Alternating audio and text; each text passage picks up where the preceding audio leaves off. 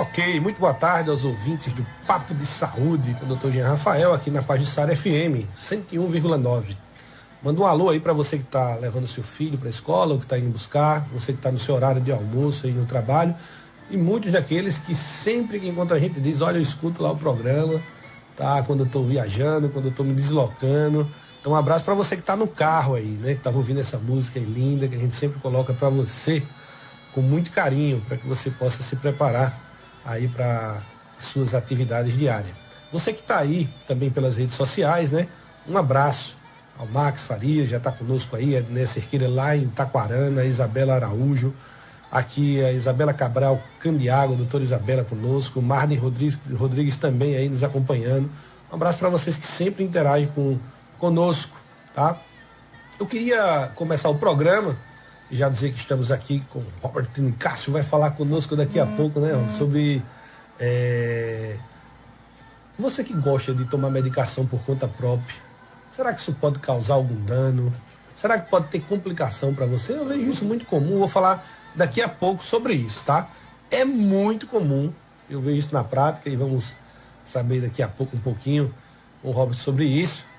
É muito comum as pessoas tomarem remédio por conta própria, né? Tô com dor de cabeça, toma isso, tô com dor de estômago, toma aquilo, então saem tomando medicações aí à torta e à direita. E realmente isso pode trazer danos, vamos saber daqui a pouco, tá? Antes eu queria falar com vocês, a gente estava fazendo aqui uma jornada antes de começar da meditação. Muita gente também hoje me pergunta muito sobre a meditação, e eu disse que ia falar para vocês um pouco, sempre antes aqui no início do programa. Meditar faz bem? A gente semana passada falou que tem muitos artigos científicos falando a respeito disso, né? A coisa avançou muito em termos de publicações científicas. Já se descobriu uma coisa, e uma coisa é fato, tá? Que eu vou falar para você. É a mesma coisa de atividade física, né? Fazer atividade física faz bem, mas você tem que ter uma rotina, né? Você tem que ter o mínimo de disponibilidade de tempo durante a sua semana para você fazer a sua atividade física. Então, com a meditação não é diferente. Mas eu vou trazer algo que poucos de vocês podem saber. É a respeito das ondas cerebrais e os efeitos da meditação. Olha, através de eletrocefalogramas, a turma começou a ver frequências de ondas que nós temos a nível do nosso cérebro, como frequências gama, frequências beta, alfa, teta, delta. O que é interessante? Quando você está estressado ou você está estressada, está lá naquele dia a dia, agoniado, a turma começou a ver que você tem muitas ondas cerebrais a nível do seu córtex, betas longas. E aí começou a ver, estudar os cérebros das pessoas que meditavam, né, e acompanhar o que acontecia com essas ondas. E aí muitas dessas ondas mudam para alfa, para gama, ou seja, para teta. O que isso significa? Que isso ativa uma área do seu sistema, que é o parasimpático, que inibe o efeito da cascata do simpático, que é o efeito do estresse. Então essas ondas, elas são associadas à melhoria do sono, elas são associadas também à melhoria da memória, da atenção. Então olha como é interessante, a meditação aí, do ponto de vista das suas ondas cerebrais, feito por eletrocefalograma. Várias pesquisas trazendo isso. E é óbvio, elas sempre citam, precisamos estudar mais, precisamos entender mais sobre isso, fazer amostras maiores, como eu falei semana passada. Mas eu queria trazer isso para vocês já ficarem cientes desse processo. Mas todas as pesquisas recentes vêm trazendo para essa temática. Precisamos de tempo. Não é só sentar lá, eita, respirei, meditei, não. É igual atividade física. Eu preciso ter tempo, ou seja, tempo que eu faço, e também tempo, horas de voo, ou seja, horas de meditação. Parece que isso tem uma melhoria no nosso bem-estar, tá certo? Já manda aí, é muita gente, pessoal, que interage com a gente, mas abraço aí para Evi Marley, para Jean Vital, enfermeira, Marta Magalhães, a Leninha Silva, Cristóforo de Oliveira, o Teófilo, o Júnior, o Gêmison, a Cleide, José Rodrigues Júnior, a Ana Patrícia, muita gente que já está interagindo conosco aí. Robert, seja bem-vindo, tá? Aqui é o Papo de Saúde. A sua presença hoje é algo aqui que vai poder contribuir com muita gente, com esse programa que leva educação e saúde, para que a gente possa fazer transformações positivas nas pessoas, tá? Mas antes de começar, a gente sempre deixa um espaço. Quem é essa figura que está aqui hoje conosco? Fala um pouquinho da tua história, de onde é que tu vem, a tua trajetória. Eu acho importante isso para as pessoas conhecerem. Boa tarde, Jean. Obrigado mais uma vez pelo convite. Boa tarde a todos os ouvintes. Eu sou o Robert Nicásio, sou farmacêutico, sou filho da terra, assim como você, né? E já atuei aqui na cidade de Arapiraca também, né, pela Secretaria Municipal de Saúde. Já atuei em farmácia hospitalar, em farmácia oncológica, né? Hoje, atualmente, eu estou atuando como farmacêutico no NASF, em Craíbas, e como farmacêutico da Vigilância Sanitária no município de Limoeiro de Anadia. E, atualmente, também eu estou vice-presidente do Conselho Regional de Farmácia do Estado de Alagoas. É importante, né? Mas, rapidamente, fugindo um pouquinho do tema, eu acho legal isso. Conselho de farmácia, como seria essa atuação? Para entender melhor, eu acho que é legal falar sobre isso. Quando eu terminei o curso de farmácia, que eu voltei para o interior, eu notei que a gente tinha uma lacuna aqui no interior, principalmente em Arapiraca, na questão de cursos, eventos, palestras. E aí, através de uma associação que a gente conseguiu fundar aqui, a gente começou a fazer esse trabalho, e esse trabalho de formiguinha foi notado pelo Conselho. Até que a gente recebeu o convite para fazer parte, participar de uma eleição primeiro como conselheiro, depois como diretor, e eu já vou no terceiro mandato já como diretor, hoje como vice-presidente do Conselho. Então, a questão do Conselho, a importância do Conselho seria a fiscalização do exercício profissional do farmacêutico, tá? E auxiliar também outros órgãos como a Vigilância Sanitária, o Ministério Público, na questão sanitária, na questão realmente da saúde, no que diz respeito aos estabelecimentos que lidam com medicamentos. Negócio de temperatura, essas coisas todas, né? Também isso, e a questão também que a gente vai abordar um pouco aqui, né, que contribui muito com a automedicação, que é a venda de medicamentos sem receita, né, as farmácias irregulares e clandestinas, passa por todo esse processo também, está bem interligado. São muitas? Hoje, bem menos, mas a gente ainda tem uma quantidade relevante. Ainda aparece, né? Que coisa, né? Então, olha aí a atuação do Conselho, né? É sempre importante os nossos conselhos, sempre em prol do auxílio, né, das nossas profissões. Robert, o tema de hoje que a gente trouxe e para toda essa turma aí que nos acompanha é a questão da automedicação, né? Eu digo sempre que eu percebo que é muito frequente isso, né? Tem umas pessoas que até intitulam as medicações, doutor, cadê aquelas bolinhas mágicas, né? Isso referente aos nossos psicotrópicos. E, às vezes cede, a turma dorme, então eu vejo muito uso irregular, aquela coisa, né? Mas, rapaz, olha, fulano usou, é bom, né? Olha, ficou bem, eu vou usar também. Então, quais seriam, assim, no efeito real, para a gente começar, na prática, essa automedicação, o que poderia levar a um fármaco desse ao paciente? Hoje a automedicação é um problema de saúde pública.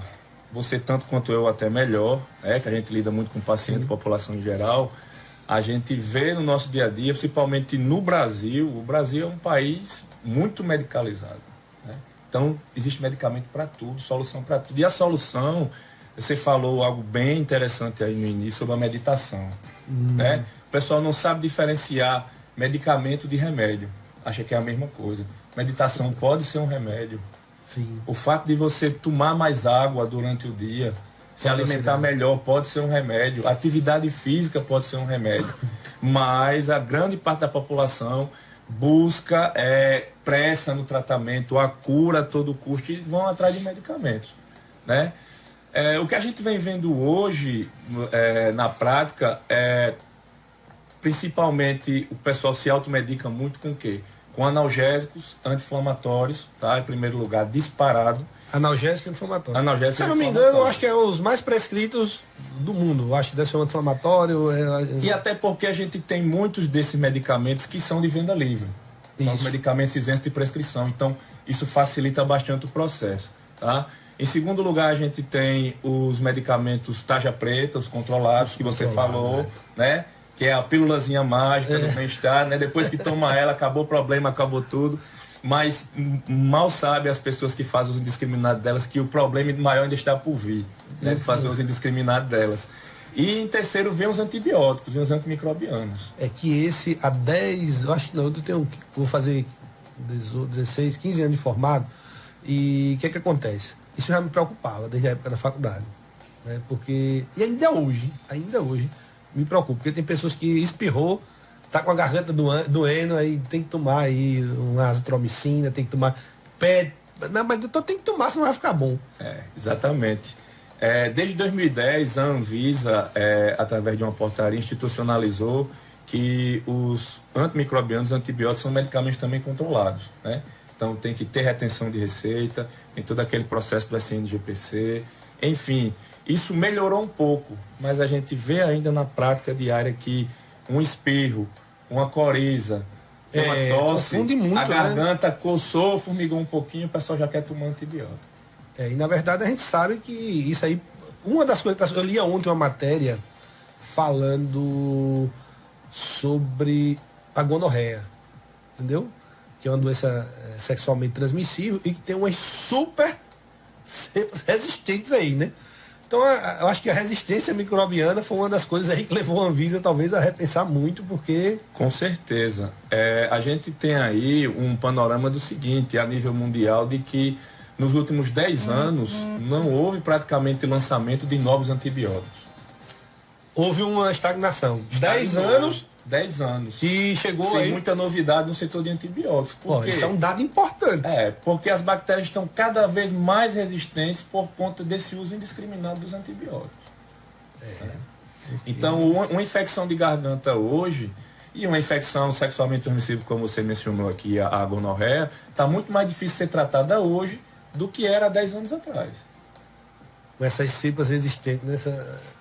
É uma coisa interessante. A gente vê você melhor do que eu, mais uma vez, pode dizer, né?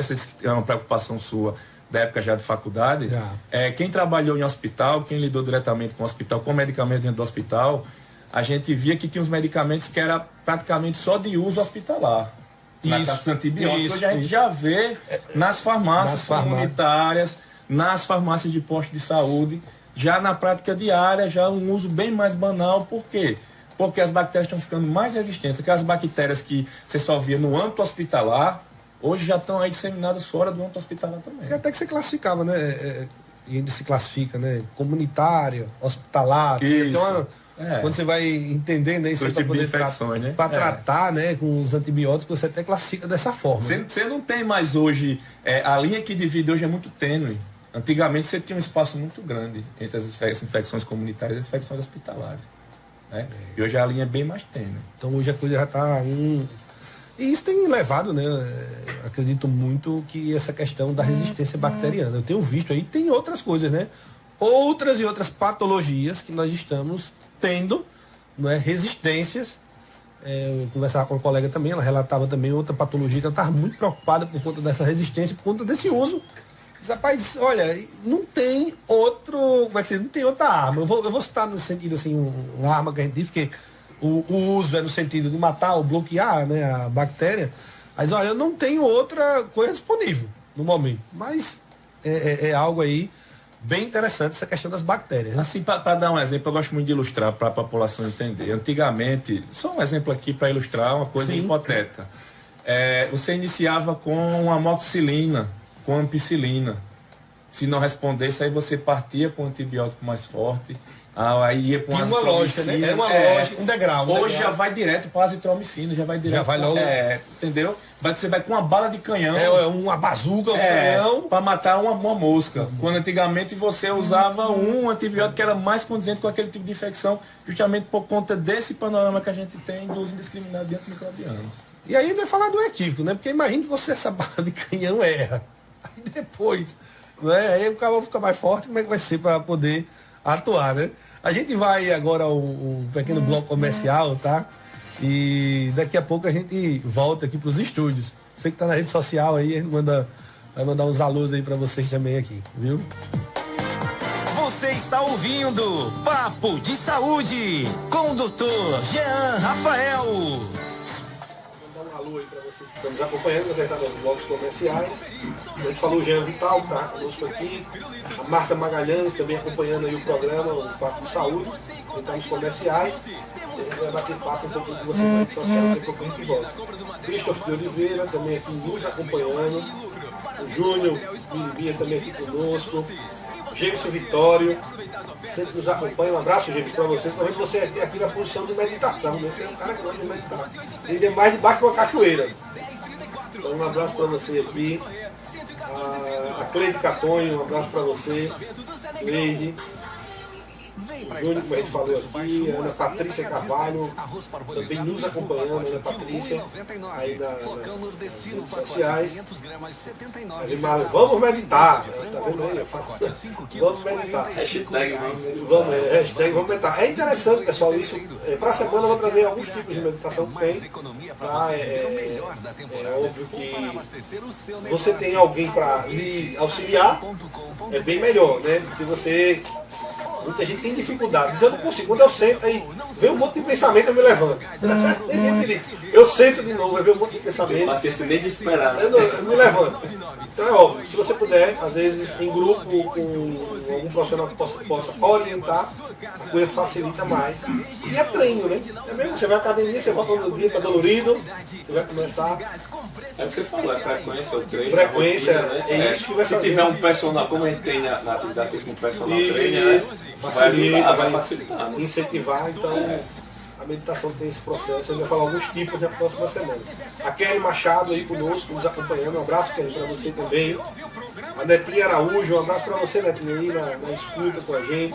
O Antônio Sérgio, também, que é um dos estudiosos, né? Principalmente na meditação. A Adriana Carla aqui conosco também, um abraço para você, Adriana. Sempre nos acompanha aí, sempre estimula aí o Papo de Saúde, lá. Francisco Costa, um abraço para você, Francisco. Aí, nos acompanhando. A Velva Dionísio, ela fala o seguinte: Jean Rafael, programa muito bom, abordagem excelente. Um abraço para você, Lívia. Daqui a pouco a gente na rádio vai também colocar aqui para você. O José Acioli de Carvalho também aí nos acompanhando. Um abraço para todos vocês que estão conosco. A gente está aqui no momento comercial. A gente volta já aqui no rádio, né, falando sobre esse tema da automedicação. Né? Porque, como a gente diz, é muito comum ainda e hoje a turma tomar remédio por conta própria. E a pergunta é, será que isso causa dano? Né?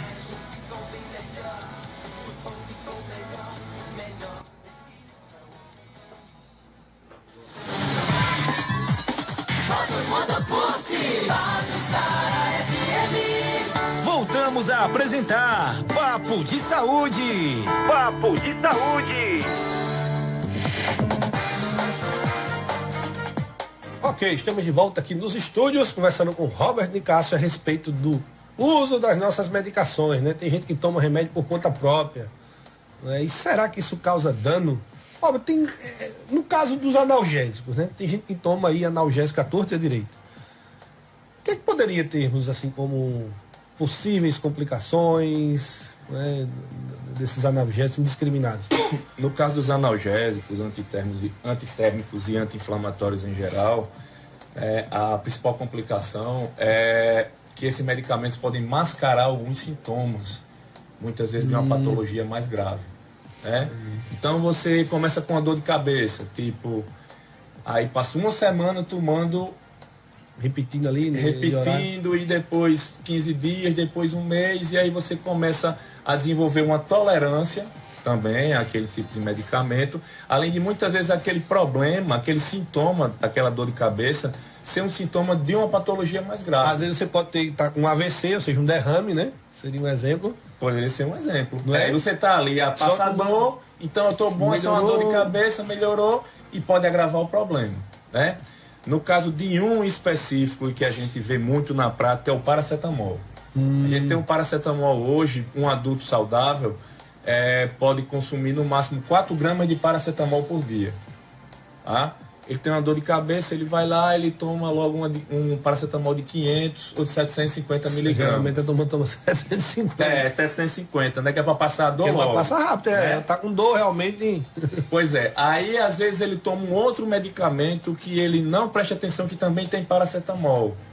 Né? Nesses antigripais, nesses outros medicamentos para dor também, às vezes tem um paracetamol junto com a cafeína. Porque tem medicamentos que eles são mistos, né? Isso. Eles são fórmulas tipos de relaxantes musculares, né? Associação entre cafeína, carisoprodol, né? O paracetamol. Aí ali ele já consumiu mais 350. Vai para 1000 e pouco. Né? Aí passa 2, 3 dias, ele volta a fazer isso. Chega no final de semana, ele vai tomar a cervejinha dele. Aí... Né? Sobrecarrega o fígado. A gente sabe muito bem disso, que o paracetamol, em hipótese nenhuma, assim como outros medicamentos também, pode ser consumido, né? junto com o álcool. Isso é uma coisa danada, né? Porque a maioria dos pacientes já chega e diz, mas doutor, e a minha cervejinha? Posso beber, né? Posso beber? Quanto tempo depois de tratamento eu posso beber? E tem gente que por exemplo, vamos falar do carnaval que tá vindo aí, né? Começa as prévias e tudo isso. Digo isso, pessoal, porque eu já fiz muita coisa aí e hoje eu digo a você, falo porque realmente... Com causa, né? Com causa. Conhecimento de causa. E aí tem a turma que leva os kits, né? O kit é aquela coisa, o cara toma uma danada, aí no outro dia mete o pote, uma remédio, aí depois volta a beber de novo, um por cima do outro. Rapaz, pode dar dano esse negócio. Pode trazer muitos danos. Inclusive, a gente tem algumas apresentações desses medicamentos dito anti-ressaca, né? Para tomar antes e depois, mas é um mais que toma depois, que tem paracetamol, que a galera realmente exagera na dose e no outro dia toma um tipo de medicamento desse. É uma verdadeira bomba. Já ferrou com o álcool, né? Já ferra com o álcool. Você já tem que ter um tempo de recuperação e tem que ter uma saúde muito boa para se recuperar, que isso é a ressaca. Né? E ainda coloca um paracetamol por cima, é muito complicado. E a gente tem tido muitos casos aí de hepatite medicamentosa, intoxicação medicamentosa, insuficiência hepática por conta desse tipo de comportamento. É danado. Né? E agora nessa época, né, tem que ter cuidado, pessoal. É. Tem que ter a moderação, o equilíbrio, porque... E muitos desses medicamentos que não tem paracetamol e outras substâncias assim, digamos, mais nocivas, a gente já viu vários estudos que são substâncias que são inócuas, que não vão fazer nem bem nem mal. Né? Tipo aquele que tome um antes e outro depois. O simples fato de você, antes da sessão de estar lá bebendo, se hidratar bastante, se alimentar bem, durante o processo que você está ali bebendo sua cerveja, seu vinho, hidratar bastante e depois consumir alimentos ricos em água e em glicose, se reidratar, no outro dia você vai estar bem melhor, às vezes até nem vai estar com ressaca. Tem que ter uma linha de... Aí tá essa questão, né, da hidratação, né? Também o sol, a temperatura está elevada. Do jeito que está. E aí desidrata junto. Aí então, realmente, os analgésicos até seria mais... Eu acredito também os anti-inflamatórios, às vezes tem gente que toma conta própria. Já vi muitos casos de sangramento também, não é? Com certeza, foi interessante você falar em sangramento, que a gente lembra do AS, né? Muitos pacientes, né, fazem uso contínuo do AS e às vezes tomam outros medicamentos por conta própria que também tem um ácido acetil salicílico. Aí baixa mais ainda. Pois é. Então tem problemas maiores por conta disso. Né? Isso é muito comum, mais comum do que os ouvintes possam imaginar. A gente trabalha muito fazendo visitas domiciliares e aí a primeira coisa que eu faço é pedir para ver a farmacinha da sua casa. Não é raro a gente encontrar 3, 4 medicamentos do mesmo. E ele tomando ao mesmo tempo. Esse aqui foi o doutor que passou. Aí mostra a receita. Esse outro, não, eu fui na farmácia e disseram para mim que é bom para isso. Ou a minha vizinha toma e diz que é bom para aquilo outro. E tá tomando ao mesmo tempo. Às vezes ele tá tomando o mesmo medicamento. 4 do mesmo. 3, 4 vezes o mesmo medicamento ao mesmo tempo. Simplesmente porque às vezes a instrução é baixa, não sabe ler. Ou então porque realmente não prestou atenção. Não presta atenção. É a mesma substância. Rapaz, é danado. Isso aí eu vou frisar para você que está nos acompanhando, acho muito importante. Também já tive isso na prática quando trabalhei em programa de saúde da família, né? Até que a gente tinha que inovar, fazer, colar a tarjinha do medicamento, né? Que era interessante para você tomar amanhã e tarde. Usar a legendazinha do adesivo com sol, com o pratinho de comida, com a lua, com a xicarazinha de café, ou identificar por cores. A gente faz bastante isso ainda. É muito importante, porque realmente, olha, essa dica aqui do Robert, eu vi muito isso também. Você chega, às vezes é uma sacola plástica. Já vi muito. Você chega nas casas, então é uma sacola plástica com todos os remédios dentro. Tudo misturado, todos misturados. Toda. E aí vou entrar nisso e vou entrar em outro problema também para você falar com ele. Então tá lá o remédio, às vezes mistura de todo mundo, né? Isso pode trazer dano para as crianças, né? Às vezes você vai pegar um remédio para criança, pega lá o remédio do adulto. E muitas vezes está ali ao alcance das crianças. Ao alcance das crianças, que é outra coisa que tem que se ter em mente, né? De ter a sua farmácia no local, não é bem acondicionado, acho que você vai falar daqui a pouco sobre isso. A preocupação de ter essa farmácia, mas eu vejo muito uma sacola branca, eu sei até a cor, indica eu entro muito, e cheio de remédio dentro. E às vezes é isso, o mesmo medicamento, só que muda às vezes o nome, né?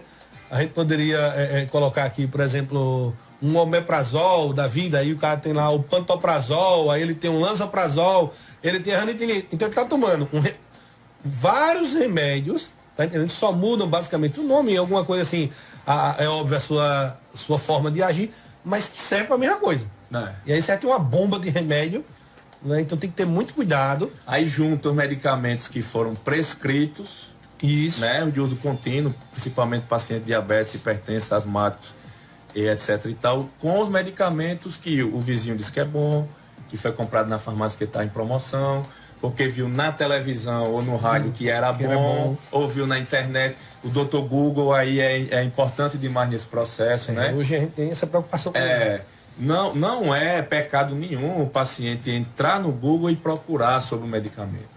É até um direito dele ter informação sobre o que é, para que serve, todas as informações. Porque é ele que está fazendo uso daquele medicamento, então tem aquele direito. Agora, você entrar no Google para pesquisar e ver para que serve, para se automedicar, é complicado. Hoje é um outro nível de pacientes que se automedicam que a gente tem, que são os pacientes do Google. E eu tenho visto também, tá, pessoal? Vou citar isso, para você e para a turma. Olha, tem gente que chega no consultório desesperado. Não só, vários colegas já falaram isso. Porque vê no Google, aí vê lá o nome de uma célula tal, né? Aí associa uma célula ou associa outra coisa a uma coisa que é maligna, não sei. Aí chega desesperado, quando chega, olha, a maioria não é isso, tá? E quando você vai explicar, e o cara já passou sem dormir uma semana, às vezes até desenvolveu um problema, outro, por conta do desespero, que até chegar no médico, ele viu que era... Então, realmente é isso. E com os medicamentos não são diferentes, né? A turma começa a usar, né, vê lá e começa, esquece, né, que tem uma indicação. Hoje existe uma lei que os medicamentos têm que ter uma bula com um cunho mais científico, tá? E uma outra com a linguagem mais acessível para a população, que é justamente para tentar impedir que aconteça esse tipo de problema, né? Mas a gente sabe, quem está no Brasil, que nem todas as leis são obedecidas, né? Demora um pouco, né? Existe uma lentidão nesse processo. Então, alguns laboratórios assim mais de ponta já tem essa bula dupla, né? Outros nem tanto. Mas aí, quando você vê o paciente ir buscar o medicamento na unidade de saúde, eu nunca vi, sinceramente, ser dispensada a bula junto. Nem ninguém pede. Ele só pega a cachetezinha. Pega lá o blisterzinho, o cachetezinho, lá para casa e acabou. Morre por aí a história. E aí a gente junta tudo isso mais para temperar, né, esse prato com os chás e ervas medicinais. Que aí é outra coisa, né, que se toma. E tem ervas que podem levar a muitas complicações, né? Várias ervas, principalmente se você usa junto com o medicamento. Isso prescrito ou não prescrito, tá? Existe uma crença que tá no inconsciente coletivo, praticamente. É natural, não vai fazer mal. Né? Então se usa indiscriminadamente, né? Como se toma um copo d'água, se toma um chá. Se mistura muitas ervas medicinais, que é também uma coisa que a gente não recomenda que seja feita, porque muitas vezes uma erva pode potencializar a outra, assim como um medicamento pode potencializar ou neutralizar o efeito do outro através de uma interação medicamentosa. Tá? E isso pode levar, tipo, aborto, levar... Desde problemas mais sérios quanto um aborto, tá? Como também fazer com que aquele tratamento que você está fazendo tão direitinho não tenha eficácia. A gente teve um caso assim, bem próximo nosso, numa comunidade quilombola que a gente trabalhou, que os pacientes tinham uma adesão muito boa à insulina, à atividade física, à dieta, e a hemoglobina glicada, os exames laboratoriais dos pacientes não correspondiam com a conduta deles. Quando a gente foi investigar, era uma erva medicinal chamada mijo de ovelha, que estava interferindo no efeito da insulina. Depois de a gente conversar muito e até pressionar, não, eu tomo um chá de quê? Mijo de ovelha, não conheço não, estraga pra mim, trouxe a erva pra gente olhar, tá? Mandou investigar o que era e descobriu que era isso que estava acontecendo. Eita, que coisa interessante. Fora o fato do seguinte, muitas vezes o pessoal não prepara o chá como deveria preparar, não usa a parte da planta que é indicada. Tem essa preparação também. Se é um chá por infusão, se é por decocção, se pode ir direto para a fervura, a folha ou a parte da fruta que vai ser usada no chá. Então a gente trabalha muito isso também através do NASF, né, nas unidades básicas de saúde. Lá em Craibas a gente teve a oportunidade de colocar num posto de saúde maior que a gente tem lá, a gente fez junto com a Secretaria de Saúde, com o apoio do IMA, uma horta medicinal. Então a gente acompanha os pacientes, mostrando para eles que plantas são aquelas, para que servem, e desde a coleta até a preparação das flores, dos frutos, das folhas, e mostra como é preparado o chá, para eles terem o uso do chá com maior segurança. As partes. Isso, tudo direitinho. E sempre a orientação de que for no médico, leve os medicamentos que você está tomando, as receitas, as caixas, os nomes, diga quais são os chás que você está tomando também, traga para o farmacêutico ver, para os profissionais de saúde ver também, que é muito importante para poder dar uma orientação mais correta. A gente está conversando, pessoal, aqui hoje de um assunto muito importante, né? Que é essa questão da automedicação. Porque realmente, como o Rob falou, você às vezes pode tomar medicações, né? Então, vamos outra patologia, você tem um apendicite, né? Que a conduta é cirúrgica. E aí você tá lá, e vai tomando. Então, quanto mais tempo você demora, né, para buscar ajuda, aí vai chegar lá no estágio que ela, com muita gente, se perfurou, explodiu, entendeu? Pode ser tarde demais. No estágio avançado, né? E aí você foi mascarando ali, né, com a automedicação. A gente falou também do possível AVC. Você vai tomando ali a medicação para dor de cabeça, não vai buscar ajuda. Né? E poderia citar inúmeras outras. Na questão dos antibióticos tem uma muito comum, né? As pacientes vão nas unidades básicas de saúde fazer o planejamento familiar e levam para casa os anticoncepcionais, a pílula, né? Mas aí no decorrer do uso dessa pílula, ela começa a sentir uma dor de cabeça, uma tosse, um espirro, tal, uma dor de garganta, e tem que tomar um antibiótico. E aí vai para a amoxicilina. Consegue comprar sem receita, ou pega com alguém sem receita, enfim. Consegue um medicamento não prescrito, faz uso dele, sem saber que a amoxicilina, dependendo do tipo de anticoncepcional, pode neutralizar o efeito daquele anticoncepcional. Aí acaba engravidando e acaba colocando a culpa na pílula, que é a pílula de farinha, que não presta porque comum. É do posto. É muito mais comum dizer, a pílula é farinha, não é do posto. Quando a gente vai investigar, conversar e ver, que a gente nota que ela está fazendo uso de amoxicilina. Então, às vezes, tem um antibiótico como esse, pode anular o efeito da pílula. Pode anular o efeito da pílula. Olha aí, pessoal, tá vendo aí? Coisa interessantíssima, né? Muito interessante. Você vê aí, muitas vezes culpa o remédio, né? Às vezes é outro remédio que você está usando, às vezes é um chá, uma erva, que está anulando o efeito do remédio, né? E como a gente citava aqui, né, Albert, outra coisa do tal da sacola, que eu vou voltar para essa sacola, eu chegava muito nas casas de muitos pacientes e vi uma sacola branca cheia de remédio dentro.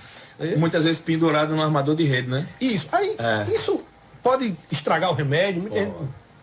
Pode.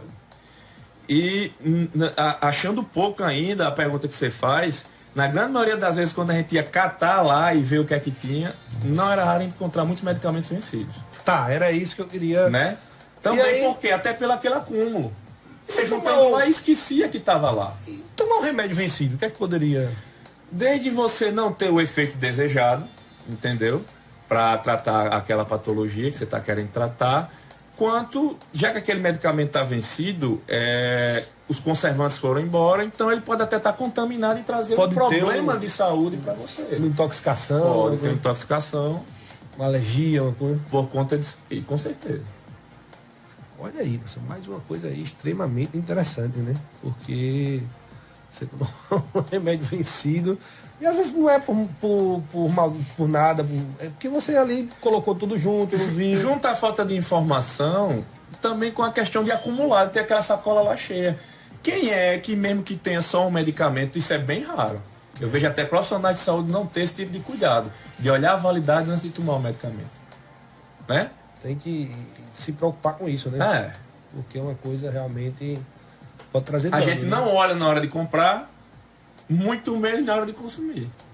A gente vê a dona de casa muito preocupada na hora de fazer as compras, olha sempre a validade de tudo, né? Mas com medicamento não tem esse tipo de cuidado. Então, mais uma orientação para vocês aí. Já que somos a mais um bloco comercial, e daqui a pouco a gente está de volta aqui nos estúdios falando sobre esse tema aí muito.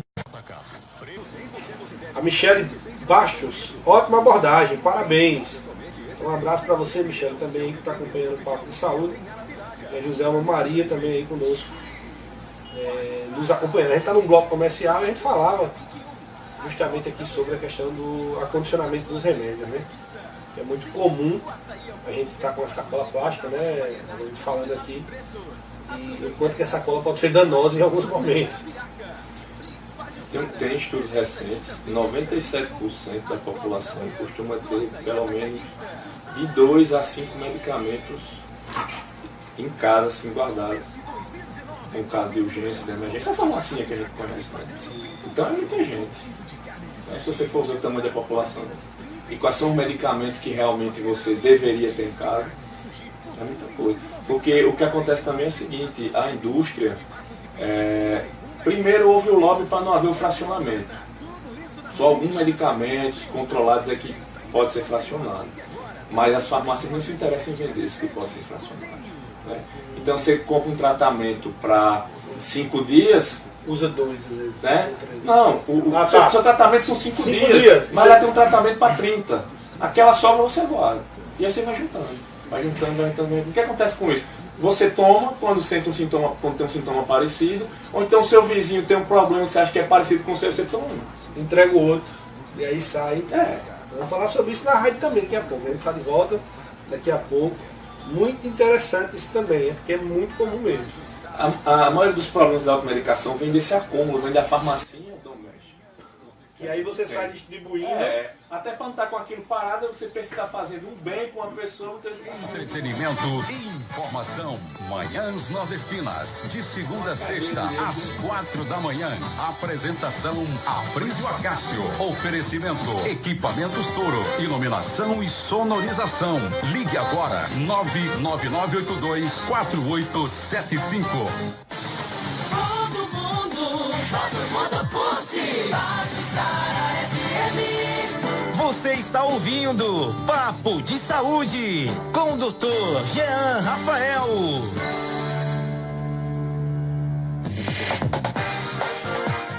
Ok, estamos de volta aqui nos estúdios, né?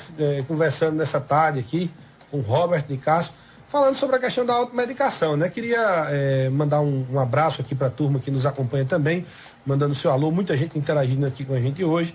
Tá, o Max Farias, a Ednei Cerqueira lá em Taquarana, Isabel Araújo, a Michele Bastos, a Isabela Cabral Candiago, Marden Rodrigues, a Marlen Mourinho, Jean Vital, a Marta Magalhães, a Leninha Silva, o Christopher de Oliveira, o Teófilo Silveira, o Júnior Biribinho, um grande abraço, o Gemison Vitório, a Cleide Catonho, o Zé Rodrigues Júnior, o brother, a Ana Patrícia Carvalho, a turma mandando aqui, vamos meditar, todo mundo, a Kelly Machado, a Netinha Araújo, Antônio Sérgio Pinheiro, a Adriana Carla, Francisco Costa, lá em Maceió, a Vilga Dionísio aqui mandando um abraço, parabéns, muito boa abordagem, excelente hoje, o José Acioli, professor Acioli, um abraço, a Boliana Dantes, a Claudivânia Santos lá no Regional, um abraço a todos que fazem o Regional, o Alexandre Cruz, lá em Maceió também, falando, o programa hoje tá top, o Alberto da Silva Santos, a Cidinha também lá em Maceió, a Michele Bastos falando, ótima abordagem, doutor Jean, parabéns, a Joselma Maria, minha tia, Frank Abreu,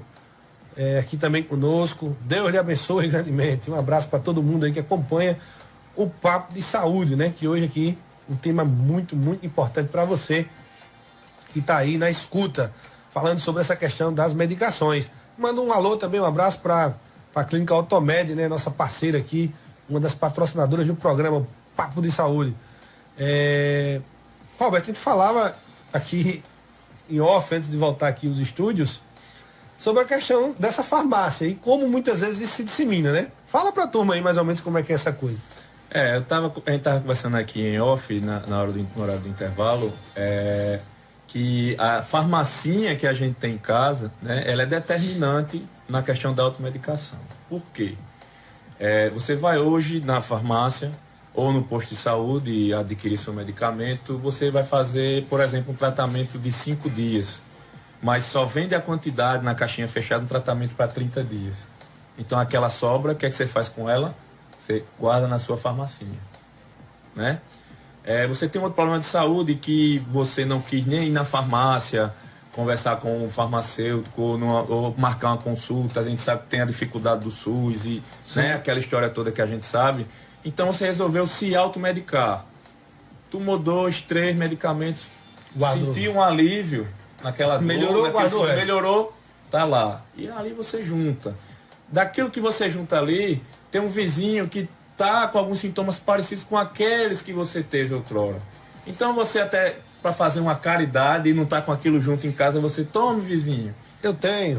O vizinho não sabe nem o que é, mas foi a vizinha que deu, vai lá e consome, né? Então tudo começa muitas vezes na farmacinha caseira que a gente tem.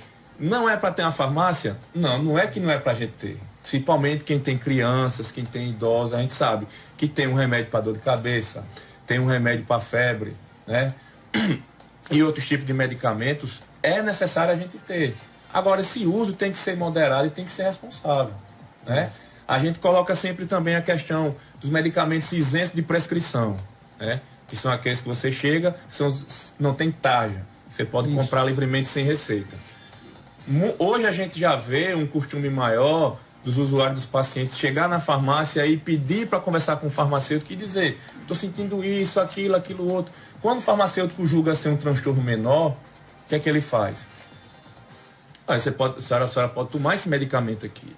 Agora, 2, 3 dias, se não cessarem os sintomas, vai buscar ajuda médica. Vai buscar ajuda médica. Ou muitas vezes, até o farmacêutico já sabe do que se trata pelos sintomas, o paciente já sai de lá com aquele medicamento indicado por ele, porém, mas já sai com um encaminhamento para um serviço médico. Então você vai tomando 2, 3 dias para aplacar os sintomas, mas vai procurar um médico, porque essa sua patologia você precisa de um médico, e aí você vai lá e resolve. Mas as pessoas têm a farmácia para quê? Para estarem se automedicando, e não alheio aos profissionais da área de saúde, pegando muitas vezes dicas com o Dr. Google e vão seguindo a vida em frente.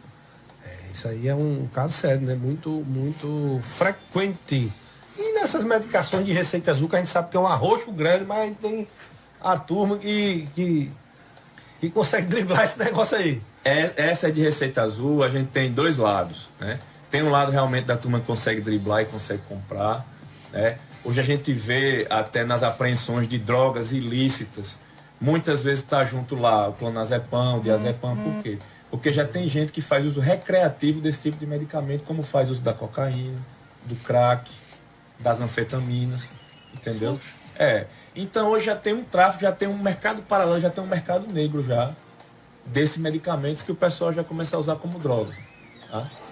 Faz uso recreativo, que a gente sabe, você melhor do que ninguém sabe também, que faz tanto mal, às vezes até mais mal do que a droga em si, né? E tem um lado também do vizinho, daquele que tem, né? E aí você toma... aquele que consegue a receita com um médico, mas aí, não achando bastante, vai em outro médico, consegue uma outra receita, que a gente sabe que muitas vezes o paciente vence o médico pelo cansaço. Infelizmente, essa é uma verdade, né? Doutor, eu preciso tal, que enquanto o médico não emitir para ele aquela receita, ele não vai deixar o médico em paz. Então ele já tem um estoque em casa, e aí? Vizinho, um amigo, isso parente. Gera dependência, né? A gente sabe que se não tiver um acompanhamento, né? Uma orientação do profissional. Gera, e o que a gente está vendo hoje é o caminho reverso. Muitos pacientes têm procurado as unidades de saúde em busca de deixar. Isso, e é uma coisa que... E agora... muito tempo, né? Você fazendo aquilo por conta própria. E aí se torna complicado, né? Porque fazer o desmame, a gente chama de desmame por conta própria, nunca é indicado. Que é outra coisa que eu digo sempre. A turma toma, não só toma quando eu tô ansioso, aí toma um dia, né? Aí não toma, quando eu tô ansioso, aí toma outro. Aí o antidepressivo, por exemplo, que tem uma linha sistemática de você fazer uso, aí começou a tomar, aí quando começou a aumentar a carga química, o cara tira. Não, então melhor tira. Aí vem um rebote de vez. Então. E tem outro lado da moeda também, que é o seguinte: muitas vezes o antidepressivo prescrito, o paciente não tem a paciência de esperar, que o nome é paciente, mas é paciente só o nome, né? Tem que ter a maioria dele não tem paciência. Tem que ter uma linha de... Mas ele não espera aqueles 10, 12, 15 dias para a substância ativa começar a fazer efeito e o tratamento começar a se tornar efetivo. Porque quando você retira, né, vai dar um rebote ali, químico. Perfeitamente. Né? Então tem esses 2 lados da moeda. Aí tem um lado do muito conhecido, que tem gol, você pode falar o nome, né? Sim. O Rivotril, né? Que todo mundo que serve para tudo, o Rivotril, né? Você já viu hoje que o Rivotril serve para tudo, né? Tem que ter muito cuidado, né? É para dormir, é para ansiedade, é para nervoso, tudo tem uma gotinha de Rivotril. E muitas vezes quando o paciente vai tomar realmente pé da situação, ele está usando o Rivotril como uma muleta. O problema dele não é para ser, não é se torna um Rivotril, mas o problema dele não era para ser usado o Rivotril como remédio para aquele problema. E hoje eles procuram para ter o desmame, né? Muitas vezes não consegue acesso a um serviço médico especializado que consiga fazer aquele desmame e fica lá dependente o resto da vida. Tem que ter muito cuidado, pessoal. Acho que, olha, a gente falou tanta coisa legal aqui, é muita coisa, tá? Muita gente interagindo conosco aqui. A gente manda um alô pro Gilberto Alexandre também aqui na escuta, a Adriana Costa também aqui nos acompanhando, o Genivaldo Rocha, Cocada Lopes aqui conosco, a Kika Paz, sempre uma pegada de contribuição para a população. Show, doutor Jean Rafael. Um abraço para você, Kika. Como diz, a nossa missão é tentar contribuir, né? Contribuir com a nossa população. Levar realmente, assim, aquilo que a gente aprendeu, aquilo que a gente vivenciou na prática, tudo aquilo que a gente vem colocando na bagagem para reverter em coisas boas. Quando a gente fala aqui, pessoal, a gente não fala jamais em tom de recriminação, em tom de nada, mas um tom de que, poxa, a gente pode tentar fazer a coisa de uma forma diferente, né? Às vezes a gente usa um tom assim mais incisivo, mas é em tom de alerta. Isso, porque está se tornando um problema muito sério e que é banalizado, que é uma questão que é muito banalizada. Isso, né? E aí a gente precisa falar para vocês isso, porque realmente é uma coisa que tem acontecido muito e tem trazido muito dano a tantas pessoas, né? E a gente, às vezes, como médico, eu digo isso na minha prática, eu estou nos dois extremos. Aquele extremo, que é aquele extremo final da área hospitalar, que é quando você chega e já chega com sequelas, você chega com complicações, né? E esse extremo, que eu acho que é o melhor extremo da gente atuar, que é justamente essa prevenção, é levar para vocês coisas que vocês possam se alertar nesse nível de consciência e fazer com que você não chegue no outro extremo. Porque o outro extremo é doloroso. Eu cuido de muitos pacientes nesse extremo aqui, e esse é doloroso. E muitas vezes o outro extremo já não tem mais muito o que fazer. Não tem muito o que fazer. É por isso que me deixava muito com angústia quando você chega lá, tem que. É uma cirurgia grave, não é uma sequela que você tem. Não é, muitas vezes que você não. Do ponto de vista da medicina, você não vai conseguir reverter como um todo. Por isso que a gente fala. Eu vou falar muito. Sabe por quê? Porque eu aprendi na vida isso. Poder levar algo bom, algo que possa contribuir, é algo que se reverte para todos nós. E eu acho que isso é uma missão também dos profissionais de saúde em geral. Isso. Tá, né? Essa questão da educação em saúde, de levar realmente essa mensagem para a população, é que quem realmente precisa. Porque a gente sabe que a prevenção é tudo. Né? Infelizmente, a nossa cultura, além de ser uma cultura de medicalização, é uma cultura de procurar um serviço médico, de procurar uma unidade de saúde, de procurar um médico profissional de saúde, quando não tem mais jeito. Você já recorreu a tudo que podia recorrer. Já chegou a um extremo, e quando não tem mais jeito, não, agora eu vou no médico. Quando tinha que ser o contrário, você não precisava procurar um médico, um profissional de saúde quando estivesse doente. Tem que chegar, mas para não ficar doente. Para não ficar, justamente. Né? É isso que a gente vai sempre frisar, porque é muito interessante. Vou dar um dado para você. Você caminha meia hora por dia. Meia hora, 30 minutos. Você desenvolve, ou seja, você tem uma capacidade de diminuir a sua morbidade, sua mortalidade em 17%. Sabe quantos anos isso vai dar aí de qualidade de vida? Uma caminhada. Aí você vai dizer, mas eu preciso de dinheiro para fazer atividade física. Uma caminhada. É só pegar. Não tem tempo. Ande descalço, olha no chão. Um calçado confortável qualquer. Uma caminhada diminui muito a possibilidade de você ter um evento adverso já em 17%. Se você associar isso a uma boa alimentação, tá? Uma alimentação equilibrada, mil maravilhas. Colocar a meditação aí também já dá um... E ter cuidado, pessoal, com essa questão da medicação. Isso aí não é algo que me angustia desde quando eu me formei. Porque eu vi, por exemplo, você tomar um antibiótico, eu já vi paciente, você está numa UTI, você querer fazer antibiótico e o paciente não responder. Não é? Você está com um paciente internado no hospital, fez uma cirurgia, ele porventura teve um processo infeccioso, você precisa fazer um antibiótico. Que às vezes é uma coisa banal, um antibiótico resolve, mas não responde. Não faz mais efeito, porque você gastou todo o estoque de antibiótico tomando indiscriminadamente a vida toda.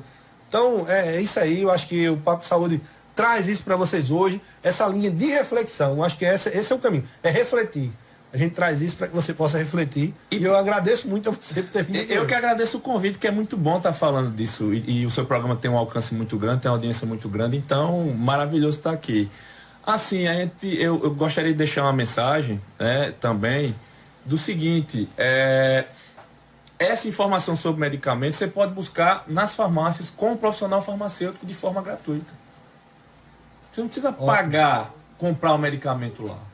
Com certeza, principalmente nas grandes redes que tem sempre farmacêutico lá presente, você vai pedir para falar com o farmacêutico que ele vai lhe dar essa orientação. As unidades de saúde também, com o farmacêutico, os profissionais de saúde, o médico também não vai lhe cobrar para lhe dar uma orientação dessa. A gente tem hoje, em Arapiraca, a gente tem o NASF, que é o Núcleo de Apoio à Saúde da Família, nos municípios de interior também, que sempre tem um farmacêutico. Você vai poder sentar, conversar com ele e também ter essas orientações de forma gratuita. Então, já essa questão do acesso vai ser simplificado. E consultar o Dr. Google, mas com responsabilidade. Não para se automedicar, mas para ter informação sobre o tratamento, sobre aquele medicamento que você está utilizando, que afinal de contas isso é um direito do paciente. Só não vai. Se automedicar já não é, né? E cuidado com o que a gente falou também da sacolinha, porque a gente poderia utilizar como algo pela tal da sacola lá, que mistura tudo. Tem algo prático que possa ser feito? Primeiro, procurar não acumular medicamentos em casa, tá? Não, mas eu tenho sobra de medicamento e tal. Você pode muito bem levar essas sobras para quê? Para onde? Um posto de saúde. Um posto de saúde que pode reverter, né? Pode reverter para outro paciente que realmente precisa daquele medicamento, entendeu? Mas a gente sabe também que alguns medicamentos são inevitáveis que a gente precisa ter em casa, né? Então, para esses medicamentos, conservá-los numa caixinha.